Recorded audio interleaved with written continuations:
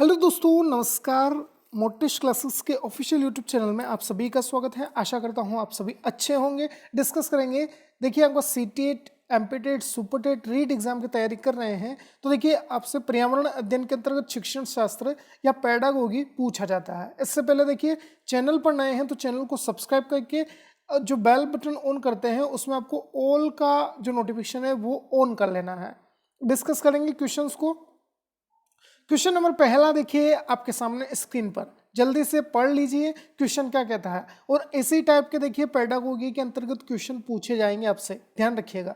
पहला क्वेश्चन, क्या आपने अपने घर के आसपास जानवर देखे हैं जिनके छोटे बच्चे हैं? अपनी नोटबुक में उनके नाम लिखिए। इस प्रश्न के माध्यम से किस प्रक्रमण कौशल का आकलन किया गया है? देखिए, अपने घर के आसपास बिल्कुल अब सब जानते हैं कि पालतू पशु रहते हैं, जंगली जानवर भी रहते हैं जंगलों के आसपास, तो हम उन जानवरों से बिल्कुल फेमिलियर होते हैं, मतलब उनको जानते हैं। उन जानवरों के छोटे बच्चे होते हैं, ये भी हम जानते हैं। तो क्या करना है, उन जानवरों को देखना है और छोटे बच्चे जो हैं उनके, उनको अपने को नोटबुक में उनके नाम लिखना है। यह प्रक्रमण कौशल आपका किस प्रकार का आकलन करता है? ऑप्शन दिया है वर्गीकरण, परिकल्पना एवं प्रयोग करना, न्याय के लिए सरोकार, या अवलोकन करना एवं रिकॉर्डिंग करना। तो देखिए, तीसरा ऑप्शन तो यहाँ पर गलत हुआ। वर्गीकरण करने की कहा नहीं है हमसे कि अलग अलग करिए इनको। अब दो ऑप्शन बचते हैं अपने पास, परिकल्पना एवं प्रयोग और अवलोकन एवं रिकॉर्डिंग। बताइएगा। तो देखिए, प्रयोग करने से संबंध भी कुछ यहाँ नहीं है, जबकि अपना आंसर सही होता है यहाँ पर अवलोकन एवं रिकॉर्डिंग। पहले देखना है उन जानवरों को अपने आसपास और उनके नाम लिखना है, मतलब रिकॉर्डिंग करना है, कुछ आपको संकलन करना है। आ गया समझ में? समझ में आ गया है तो आगे बढ़ते हैं। और सभी देखिए, पूरे वीडियो को अंत तक देखिएगा। अब बीच में ही स्किप करके चले जाते हैं तो फिर मजा नहीं आता है, ऐसे तैयारी नहीं होती है। एवरेज टाइम ड्यूरेशन में देखता हूं तो बिल्कुल 1 या 2 मिनट रहता है, तो आप पूरे वीडियो को लास्ट तक देखिएगा। नेक्स्ट देखिएगा। क्वेश्चन नंबर सेकंड आपसे कहता है, पर्यावरण अध्ययन की अंत विषयी प्रकृति पर्यावरणीय मुद्दों को, आपको देखिए ब्लैंक है, द्वारा संबोधित करती है। अंत विषयी प्रकृति क्या होता है? आपका यहाँ पूछा है हमसे कि पर्यावरण का और भी जो विषय है उनसे संबंध होना, अंत संबंधी होना, मतलब आपका ऐसा समझ में। जैसे हमारे परिवार में होता है चाचा, मामा, अंकल, नाना नानी, इस तरह से अंत संबंध है पर्यावरण अध्ययन का भी या पर्यावरण विषय का भी। तो किन के साथ है? विज्ञान और सामाजिक विज्ञान के विषय वस्तु और पद्धति के साथ, सामाजिक विज्ञान और पर्यावरण शिक्षण के विषय वस्तु और पद्धति के प्रयोग से है, विज्ञान के विषय वस्तु और पद्धति के प्रयोग से, या फिर विज्ञान, सामाजिक विज्ञान और पर्यावरण शिक्षा के विषय वस्तु और पद्धति के प्रयोग से। बताइए क्या सही आंसर होगा? अंत विषय प्रकृति के बारे में हमसे पूछा है, तो बिल्कुल सही है जिनका आंसर डी के लिए जा रहा है। देखिए, अंत विषय प्रकृति क्या होती है? पर्यावरण का देखिए विज्ञान के साथ भी संबंध है, सामाजिक विज्ञान भी आता है पर्यावरण के अंतर्गत, और पर्यावरण शिक्षा भी आती है। ऐसा समझ में? तो यहाँ पर अंत विषय प्रकृति तीनों ही विषयों को लेकर चलेंगे, इन्हें आपका आंसर डी होगा। नेक्स्ट देखिएगा, बढ़ेंगे। क्वेश्चन क्या कहता है देखिएगा, बहुत अच्छा क्वेश्चन है। नवीन कक्षा 4 के शिक्षक है, वे वृक्ष संरक्षण की अवधारणा पर शिक्षार्थियों को संवेदनशील बनाने के लिए योजना बनाते हैं। वृक्ष संरक्षण वही आपका वन संरक्षण या पेड़ पौधों को बचाना, उन्हें संरक्षित रखना या सुरक्षित रखना। इस अवधारणा या कॉन्सेप्ट पर काम कर रहे हैं नवीन, जो कि कक्षा 4 के टीचर हैं, और उन्हें संवेदनशील बनाना चाहते हैं इस तरह के मुद्दों पर कि आप पेड़ों की सुरक्षा करिए, पेड़ों को आप देखभाल करिए उनकी। तो यह क्या है, निम्नलिखित में से कौन सी एक गतिविधि इस उद्देश्य के लिए सर्वाधिक उपयुक्त होगी? बताइएगा। वाद विवाद प्रतियोगिता का आयोजन करना, एक पौधे को अपनाने और उसका पोषण करने के लिए प्रत्येक शिक्षार्थी को अभिप्रेरित करना, पोस्टर प्रतियोगिता में हिस्सा लेने के लिए शिक्षार्थियों को प्रोत्साहित करना, या फिर समूह चर्चा के लिए शिक्षार्थियों के समूह बनाना। बिल्कुल देखिए क्या सही आंसर होगा, बताइएगा। तो देखिए, वृक्ष संरक्षण की बात करें और किसे हमें या किसी भी छात्र या छात्रा को संवेदनशील बनाना है अगर शिक्षार्थियों को, तो यहाँ पर हम उनके ऊपर जिम्मेदारी देंगे, उनको एक पौधे को लगाने को कहें वृक्षारोपण के रूप में, या एक पौधे को अपनाने के लिए और उसका पोषण करने के लिए प्रत्येक शिक्षार्थी को अभिप्रेरित करना। देखभाल करें पौधे की, पौधे को बिल्कुल पौधारोपण करें और पौधे की देखभाल करें। बी ऑप्शन यहाँ पर सही होगा। चलिए आगे बढ़े। चलिए नेक्स्ट क्वेश्चन देखिएगा। प्रयोग करना, प्रैक्टिकल की बात की गई है। आकलन का एक संकेतक है। निम्नलिखित में से कौन सा एक प्रयोग करने संबंधी संकेतक का आकलन करने का सबसे उपयुक्त तरीका होगा। अब देखिएगा, प्रयोग करना एक संकेतक बताया है इसने, और प्रयोग करने संबंधित जो संकेतक का आकलन कर रहे हैं उसका सबसे उपयुक्त तरीका क्या होगा। चित्र पठन है, चित्र को पढ़ रहे हैं, सृजनात्मक लेख लिखेंगे आप, निर्देशन या प्रदर्शन करेंगे, या हस्तपरक गतिविधि कराएंगे कोई आप। तो देखिएगा, प्रयोग करना आप संकेतक के रूप में ले रहे हैं, उसका आकलन करना है। तो यहाँ पर आपका सबसे महत्वपूर्ण जो गतिविधि निकल कर आ रही है कि कुछ चित्र या संकेत दिए हैं आपको, उन संकेतों को आप क्या समझ रहे हैं, वही आपका प्रयोग करने के अंतर्गत चिन्ह होंगे या संकेत होंगे। इन्हें आपका चित्र पठन यहाँ पर संबंधित होगा। चित्र दिए हैं, उनमें आपको क्या नजर आ रहा है उनको निकालना बाहर। आया समझ में डियर? बिल्कुल आ गया है, बहुत अच्छी बात है। चलिए आगे बढ़ते हैं क्वेश्चन की तरफ। देखिए, पसंद आए तो लाइक जरूर कर सकते हैं आप। यहाँ पर क्वेश्चन कहता है, पर्यावरण अध्ययन के पाठ्य पुस्तक के विषय वस्तु में परिभाषाओं और व्याख्यान को दूर रखना चाहिए, रटकर सीखने को हतोत्साहित करना चाहिए, बच्चे को प्रश्न करने और खोजने का मौका मिलना चाहिए, या फिर बच्चे को केवल लिखित जानकारी दी जानी चाहिए। सही विकल्प चुनना है। पहला चौथा सही है, दूसरा तीसरा सही है, केवल तीसरा सही है, या फिर डी ऑप्शन है, पहला दूसरा तीसरा सही है। बताइएगा क्या सही आंसर होगा अपना। तो देखिए डियर फ्रेंड्स, यहां पर बात करें आपका पर्यावरण अध्ययन के पाठ्य पुस्तक की जो विषय वस्तु है उसमें आपका क्या क्या होना चाहिए। तो देखिए, परिभाषाओं और व्याख्यान जो होता है उनको दूर रखेंगे। बताइएगा, यह आपको अच्छा लग रहा है? तो यहां पर दूर नहीं रख सकते हैं आप, गलत हुआ यह तो हमारा। फिर रटकर सीखने को हतोत्साहित करना मतलब होता है कि बच्चों को ज्यादा से ज्यादा समझकर आप समझाएं उनको। समझकर बच्चे जो ज्ञान अर्जित करते हैं वो लंबे समय तक चलता है। मतलब सेकंड ऑप्शन तो अपना ठीक लग रहा है, सेकंड ऑप्शन लिख दिया। फिर बच्चे को प्रश्न करने और खोजने का मौका मिलना चाहिए। बिल्कुल, ये भी बात सही हुई। बताइएगा हुई कि नहीं हुई। तो यहां पर देखिएगा, बच्चे को प्रश्न करने और खोजने का मौका मिलना चाहिए, बिल्कुल सही है। फिर कहा है कि बच्चे को केवल लिखित जानकारी दी जानी चाहिए, यह बात आपका गलत हुई। मतलब आपका दूसरा और तीसरा ऑप्शन किस में मिल रहा है हमें? बी ऑप्शन में। यानी आपका आंसर फाइनल आप टिक क्या करेंगे आंसर शीट में? बी ऑप्शन को टिक करिएगा। इस तरह के क्वेश्चन आपसे पूछे जाएंगे, कूट के अंतर्गत क्वेश्चन, ध्यान रखिएगा।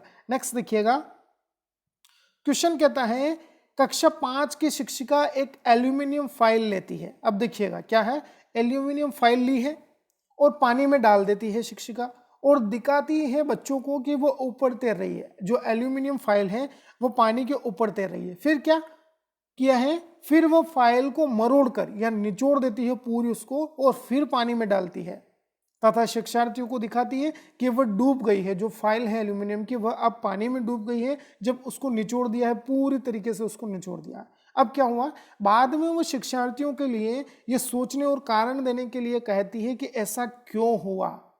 जब पहली बार एल्यूमिनियम की फाइल डाली थी तो पानी के ऊपर तैर रही थी, फिर उसको थोड़ा आपका क्या किया है, मरोड़ दिया है उसको या निचोड़ दिया है पूरे तरीके से उसको। अब फाइल डूबने लगी है पानी में। इस प्रश्न का उत्तर देने में निम्नलिखित में से कौन से प्रक्रमण कौशल का प्रयोग किया जाएगा? परिकल्पना, वर्गीकरण, अवलोकन या मापन? बताइएगा। तो देखिएगा, यहां पर जो सबसे महत्वपूर्ण कौशल आपका है वो परिकल्पना होगा। बच्चे को यहां पर सोचना है, कल्पना करनी है कि पहले जो फाइल है वो पानी के ऊपर तैर रही थी, अब उसको थोड़ा सा उसमें मॉडिफिकेशन किया है, उसको थोड़ा सा मरोड़ा है, तो वो आपका पानी में डूबने लगी है। तो यह परिकल्पना कौशल को विकसित करेगा। पहला ऑप्शन टिक करिएगा। नेक्स्ट देखिए, आपसे क्वेश्चन पूछा है, बहुत ही इंपॉर्टेंट क्वेश्चन कहेंगे इसको। राष्ट्रीय पाठ्यचर्या की रूपरेखा वर्ष 2005 के अनुसार निम्नलिखित में से कौन सी एक पर्यावरण की विषय वस्तु या थीम है? सौरमंडल, भोजन, मौसम या ऊर्जा? बताइएगा। बहुत ही इंपॉर्टेंट है क्वेश्चन, पहले आया है यह, तो जल्दी से सोच लीजिए क्या सही आंसर होगा। तो बिल्कुल सही है। देखिएगा, आपका एक थीम की बात करें या विषय वस्तु की बात करें तो सबसे आवश्यक हमारे लिए क्या है मनुष्यों के लिए? तो वह आपका भोजन है। तो पर्यावरण की विषय वस्तु भी आपका भोजन ही होगा। ध्यान रखिएगा, बी ऑप्शन यहां पर अपना सही हो रहा है। नेक्स्ट देखिएगा, बढ़ेंगे क्वेश्चन नंबर 8 की तरफ। निम्नलिखित में से कौन सा कीट मधुमक्खियों की भांति कॉलोनी या बस्ती में एक साथ नहीं रहता है? क्या पूछा है? एक साथ नहीं रहता है। ततैया, मकड़ी, दीमक या सभी रहेंगे? बताइएगा क्या सही आंसर होगा अपना। तो देखिएगा, मधुमक्खियां पूरे एक समूह में रहती हैं, आप सभी जानते हैं इस प्रकार का जो छत्ता होता है उनका, और सभी मक्खियां आपका एक कॉलोनी में या एक बस्ती में रहती है। इसी प्रकार से इनमें से कौन सा एक कीट है जो अकेला रहता है, बिल्कुल एक साथ नहीं रहता है? बताइएगा। तो बिल्कुल सही है, जिन्होंने आपका आंसर दिया है मकड़ी। बहुत अच्छे, बिल्कुल अच्छी तैयारी है आप सभी की, और इसी लेवल के क्वेश्चन आपसे पूछे जाएंगे देखिएगा एग्जाम में। नेक्स्ट देखिएगा क्वेश्चन, बहुत ही अच्छा। अम्ल स्वाद में खट्टा होता है, एसिड की बात की गई है यहाँ पर, बिल्कुल खट्टा रहेगा। यह नीले लिटमस पत्र को लाल रंग में परिवर्तित कर देता है। बिल्कुल देखिएगा, अम्ल की प्रकृति है कि वह नीले लिटमस पेपर को लाल कर देता है। 2 क्वेश्चन कवर हुए हैं। अम्ल का स्वाद पूछा था, तो वो क्वेश्चन में दे रखा है कि खट्टा होता है। फिर कहा है कि जो अम्ल होता है वो नीले लिटमस पेपर को लाल कर देता है। तो बताइए, दिए गए विकल्प में से नींबू का स्वाद क्या होगा? वह कौन सा अम्ल नींबू में पाया जाता है? बताइए, बहुत ही इंपॉर्टेंट क्वेश्चन कहेंगे इसको, जल्दी से सोच लीजिए क्या सही आंसर होगा अपना। तो देखिएगा, यहां पर नींबू का स्वाद और कौन सा अम्ल नींबू में पाया जाता है, ये चीजें हमसे पूछी है। तो देखिए, आप सभी जानते हैं नींबू आप सभी ने खाया होगा, तो नींबू का स्वाद कैसा होता है बताइएगा। तो नींबू का स्वाद तो हमें यहाँ 2 जगह मिल रहा है, सी ऑप्शन में भी मिल रहा है और डी में भी मिल रहा है। तो यहाँ पर हम जाएंगे, खट्टा होता है, और नींबू, संतरा, मौसमी वगैरह होता है उनमें आपका साइट्रिक अम्ल होता है, जबकि टार्टरिक अम्ल जो होता है वह आपका इमली, कच्चे अंगूर आदि में होता है। फिर यूरिक अम्ल की बात करें, देखिए यूरिक अम्ल आपका मूत्र में मिला होता है, ध्यान रखिएगा, मूत्र में आपका यूरिक अम्ल होता है, पेशाब में। फिर बात करें आपका कार्बनिक अम्ल जो है वो आपका कोल्ड ड्रिंक वगैरह में होता है। आपको बिल्कुल ये समझना होगा कि किस तरह के क्वेश्चंस पूछे जाते हैं और हमारी तैयारी कैसी है। अब देखिए, एक और क्वेश्चन आता है आपका कि जो लाल चींटी होती है उसके डंक में कौन सा अम्ल होता है, बताइएगा। तो यहाँ पर फार्मिक अम्ल होगा। आया समझ में? बहुत इंपॉर्टेंट। और खट्टे दूध, दही वगैरह में आपका लैक्टिक अम्ल, ध्यान रखिएगा, पूछा जाता है। नेक्स्ट देखिएगा, क्वेश्चन है बहुत ही इंपॉर्टेंट। निम्नलिखित में से जड़ का कौन सा कार्य पौधे के लिए नहीं है? देखिएगा, जड़ जो इनमें से एक कोई कार्य है जो नहीं करती है, क्या पूछा है? जड़ का कार्य नहीं है इनमें से भोजन भंडारण या भोजन को संचित करना, ह्यूमस उपलब्ध कराना, पौधे को सहारा देना, या जल तथा खनिजों का अवशोषण करना। बताइएगा क्या एक कार्य नहीं है जड़ से संबंधित? जो देखिए यहाँ पर आपका जो विकल्प है वो आपका देखिए जड़ के अंतर्गत कार्यों में नहीं शामिल है, तो वो आपका भोजन का भंडारण या भोजन को संचित करना, सुरक्षित रखना, आपका स्टोर करना भोजन को, वो कार्य आपका जड़ नहीं करेगी। आया समझ में? यह कार्य आपका पत्तियां करेगी। ध्यान रखिएगा, पहला ऑप्शन टिक करिएगा, ध्यान से पढ़ोगे तो बिल्कुल सही होगा आंसर। नेक्स्ट देखिएगा, पिथोड़ा एक पारंपरिक कला का प्रकार है, यह किस राज्य से संबंधित है? उत्तराखंड, उत्तर प्रदेश, बिहार या Madhya Pradesh? Very very important question कहेंगे इसको एमपीटेट के लिए। तो देखिए बिल्कुल सही है, पिथोड़ा देख लिए आपका यहाँ पर एक पारंपरिक कला है, वो आपका मध्य प्रदेश से है। ध्यान रखिएगा, पिथोड़ा कला ये आपका देखिए जो भील जनजाति होती है उनका एक ये विशेष त्योहार है, जिसमें जो घर वगैरह होते हैं उनके दीवारों पर आपका पेंटिंग्स बनाई जाती है विभिन्न रंगों से। ध्यान रखिएगा, पूछा जाता है क्वेश्चन। नेक्स्ट देखिएगा, एक शिक्षक प्रत्येक बच्चे को अपने घरों की रद्दी सामग्री से कुछ उपयोगी वस्तु बनाने को कहता है। शिक्षक का शैक्षिक अभिप्राय नहीं है, क्या पूछा है? शैक्षिक अभिप्राय शिक्षक का नहीं है, जो कार्य दिया है कि रद्दी सामग्री से कुछ आप नई या उपयोगी वस्तु बनाइए। तो ऑप्शंस दिए हैं, देखिए, नहीं पूछा है हमसे।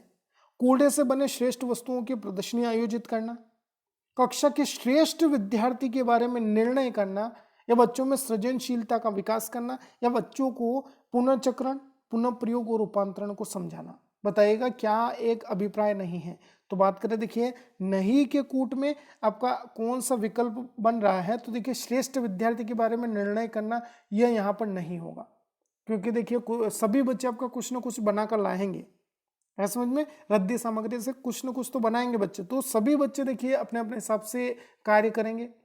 तो श्रेष्ठ विद्यार्थी का चयन करना यहाँ पर थोड़ा मुश्किल कार्य है, तो अपना नहीं है अभिप्राय, बी ऑप्शन टिक करिएगा। नेक्स्ट देखिएगा, वेरी वेरी इंपॉर्टेंट, निम्नलिखित में से कौन सा पक्षी कैक्टस पौधे के कांटों के बीच अपना घोंसला बनाता है? शकरखोरा, फाख्ता, कलचीड़ी या बया? बताइएगा क्या सही आंसर होगा। तो देखिएगा, कैक्टस पौधे के कांटों के बीच अपना घोंसला बनाता है, वह आपका कौन होगा? बताइए, वह आपका फाख्ता होगा। नेक्स्ट क्वेश्चन देखिएगा, समूह कार्य से पर्यावरण अध्ययन कर रहे बच्चों की सामाजिक वैयक्तिक विशेषताओं के आकलन के लिए निम्नलिखित में से कौन सा उपकरण सर्वाधिक उपयुक्त है? सामाजिक वैयक्तिक विभिन्नताएं या विशेषताएं।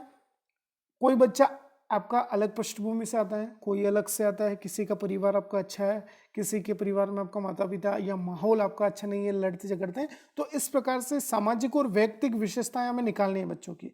तो क्या करेंगे, उनको दत्त कार्य देंगे या होमवर्क देंगे, कागज पेंसिल परीक्षण करवाएंगे, मौखिक कार्य देंगे उनको, या निर्धारण या मापनियां तय करेंगे? बताइएगा क्या सही आंसर होगा अपना।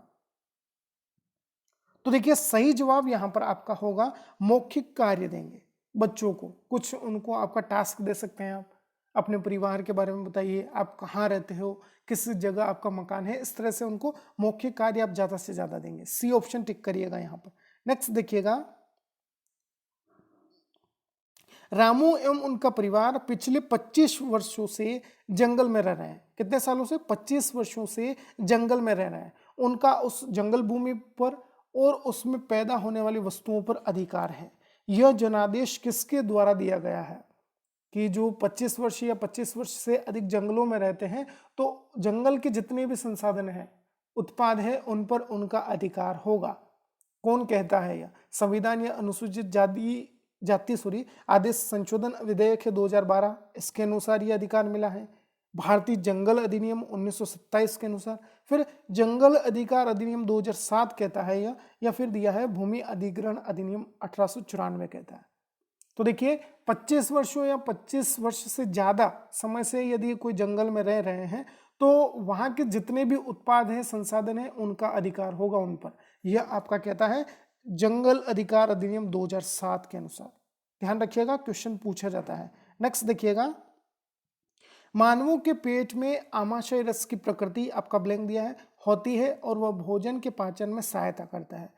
किस प्रकार का रस स्त्रावित होता है आमाशय से? उभयधर्मी, उदासीन, अम्लीय या क्षारीय? बताइए। तो आमाशय रस की प्रकृति आपका अम्लीय होगी, HCl स्त्रावित होता है। ध्यान रखिएगा, बहुत ही इंपॉर्टेंट है, क्वेश्चन पूछा जाता है आपसे। नेक्स्ट देखिएगा, क्वेश्चन क्या कहता है, आलू के अंकुर उपयोगी है। जो अंकुरण या जो आलू अंकुरित होते हैं वह किस प्रकार से उपयोगी है? बताइएगा।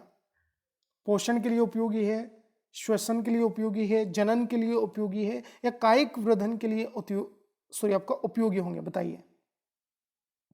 तो देखिए आलू का अंकुरण जो होता है वो जो आगे या नेक्स्ट जब हम फसल उगाते हैं, तब हमें आलू जो है वो आपका जनन के लिए उपयोगी होता है।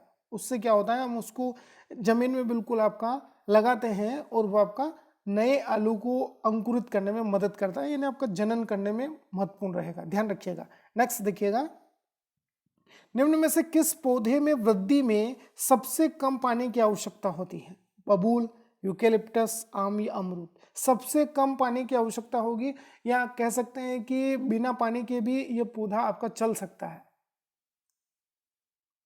तो यहां पर कह सकते हैं जो आंसर अपना सही होगा, या आपने टिक किया है बी ऑप्शन यूकेलिप्टस। इसे पर्यावरणीय आतंकी पौधा कहते हैं। ध्यान रखिएगा यूकेलिप्टस को, जो बिना पानी के भी आपका सरवाइव कर सकता है, चल सकता है। ध्यान रखिएगा। नेक्स्ट देखिएगा, स्थिर पानी में मिट्टी का तेल डालने पर मच्छर कम होते हैं, क्योंकि? अब देखिए, मिट्टी का तेल या केरोसिन हम क्यों डालते हैं? एक जगह रुका हुआ पानी है उसके ऊपर, बताइएगा।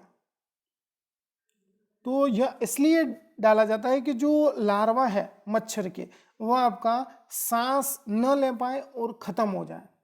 जो लार्वा है मच्छर के, वो वहाँ पर आपका जीवित न रह सके। आया समझ में? इसलिए हम ये मिट्टी का तेल या केरोसिन डालते हैं। स्थिर जो इकट्ठा हुआ पानी है वहाँ की बात की गई है। नेक्स्ट देखिएगा, मानव शरीर में धमनियों का क्या कार्य है बताइएगा। रक्त को हृदय तक लाना उनका कार्य होता है, फेफड़ों को जोड़ना होता है, हृदय से रक्त को लाना, या कोई नहीं।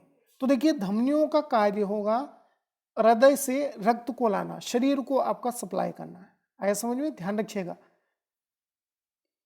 आगे समझ में? सी ऑप्शन टिक करिएगा, क्वेश्चन पूछा जाता है।